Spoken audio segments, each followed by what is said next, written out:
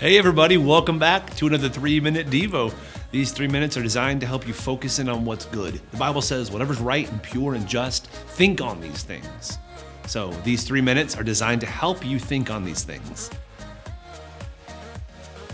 Today's passage is found in Romans chapter 1, verses 13 through 15. We're in the middle, well, still at the beginning really, of a study on Romans. We're just taking it verse by verse and just taking 3 minutes to figure out what is the Bible saying.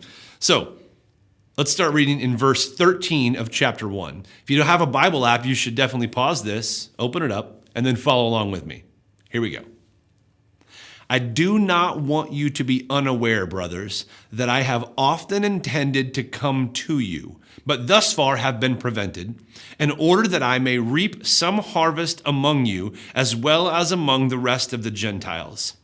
And then he says in verse 14, I am under obligation both to Greeks and to barbarians, both to the wise and to the foolish. So I am eager to preach the gospel to you also who are in Rome. So in this kind of conclusion of his introduction, Paul continues to tell them, I really want to come to you, and I want to reap a harvest among you, Gentiles and believers in Rome. And he's writing to the Jewish church in Rome, but he says, I want to reap harvest among you as well as among the rest of the Gentiles. I am under obligation both to Greeks and to barbarians, both to the wise and to the foolish. He says, I'm under obligation. In the Old Testament, one of the prophets said, it's like a fire shut up in my bones.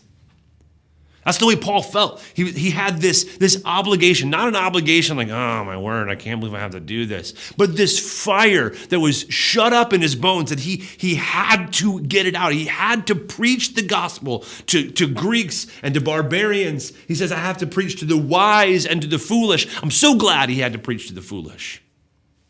Because it is people like me that Paul preached to. You see, Paul was the first missionary to the Gentile people. That's me. If you're not Jewish, you're one of the Gentile people in the Bible. And it's because of Paul's obligation, the fire that was shut up in his bones, that he was able to take the gospel outside of where it was in Jerusalem and spread it across the world and ultimately begin to spread the church to the uttermost parts of the earth. And Paul says, he says, I am under obligation. It's like fire shut up in my bones to preach to the Greeks and to the barbarians, to the wise and to the foolish.